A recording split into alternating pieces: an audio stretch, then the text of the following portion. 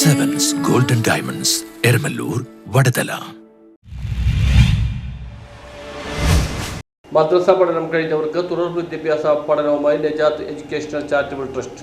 മദ്രസ പഠനം പൂർത്തിയായ വിദ്യാർത്ഥികൾക്ക് തുടർ പഠന സിലബസുമായി Najath educational charitable trust Najath diploma course എന്ന പേരിലുള്ള സിലബസിന്റെ പ്രഖ്യാപനം ബുധനാഴ്ച വൈകിട്ട് 7 മണിക്ക് തായ്ക്കാട്ടുകര നജാത്ത് നഗറിൽ നടന്നു. സിലബസ് പ്രഖ്യാപന സമ്മേളനത്തിൽ മലപ്പുറം ഖാദി OPM മുത്തുക്കോയ തങ്ങൾ സിലബസ് പ്രകാശനം ചെയ്തു. വിദ്യാഭ്യാസ ജീവകാരുണ്യ പ്രവർത്തനങ്ങൾ ലക്ഷ്യം വെച്ചുകൊണ്ട് രൂപീകൃതമായതാണ് നജാത്ത് എഡ്യൂക്കേഷണൽ ചാരിറ്റബിൾ ട്രസ്റ്റ് എന്ന് സമ്മേളനത്തിൽ അധ്യക്ഷത വഹിച്ച trust chairman doctor M. Abbas പറഞ്ഞു. മദ്രസ വിദ്യാഭ്യാസത്തിന് ശേഷം ഭൗതിക വിദ്യാഭ്യാസത്തിന് തടസ്സമാകാത്ത വിധം ആത്മീയ വിദ്യാഭ്യാസം നേടുവാനും മദ്രസ വിദ്യാഭ്യാസം കഴിയുന്നതോടെ മതപഠനത്തോട് വിട പറയുന്ന അവസ്ഥയ്ക്ക് മാറ്റം വരുത്തുന്ന രീതിയിലുമാണ് സിലബസ് തയ്യാറാക്കിയിരിക്കുന്നതെന്നും ട്രസ്റ്റ് ഭാരവാഹികൾ അറിയിച്ചു.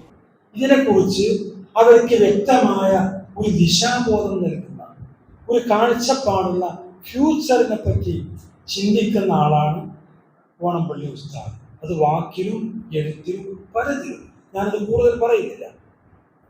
അപ്പോ ഇവിടെ ഇപ്പോൾ മാഷാ അല്ലാഹ് നമ്മുടെ ഡോക്ടർ അബ്ബാസ് സാഹിബ് ദീനുമായിട്ടൊക്കെ ഒരു ബന്ധമുള്ള ആളാണ്.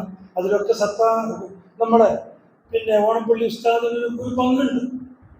അപ്പോൾ ഹാജി ഡോക്ടർ ഇങ്ങനെ ഒരു ബിൽഡിങ്ങിൻ്റെ കാര്യം ഒക്കെ പറഞ്ഞപ്പോൾ അത് ഏത് രൂപത്തിലാണത് കൊണ്ടുപോകേണ്ടത്, അത് എങ്ങനെയാണ് ചെയ്യേണ്ടത് എന്നതിൻ്റെ പിന്നിൽ പ്രവർത്തിച്ച പ്രധാനപ്പെട്ട ചടങ്ങിൽ മൗലാന ഖാലിദ് ഉസ്താദ് പാനിപ്ര പ്രാർത്ഥനയ്ക്ക് നേതൃത്വം നൽകി. മുഹമ്മദ് അബീബ് മൗലവി സ്വാഗതം പറഞ്ഞു. Onampally Abdul Salam Maulavi, MA Ali, Basheer Faizy, doctor Riyad, Shameer Baqavi, PP Alikunju, CK Shameer, Junaid Vazhakkulam, Shihabuddeen Alqasimi, Yunus Rahmani Chelakkulam, Ibrahim Kutty Rashadi, Thahir Faizy എന്നിവർ സംസാരിച്ചു. സ്ത്രീകളെ പഠിപ്പിക്കുക, സ്ത്രീകൾക്ക് ആവശ്യമായ ദീനിയായ ബോധമുണ്ടാക്കാനുള്ള കോഴ്സുകളോ അതിനുള്ള സിലബസുകളും തയ്യാറാക്കിയ ഒരു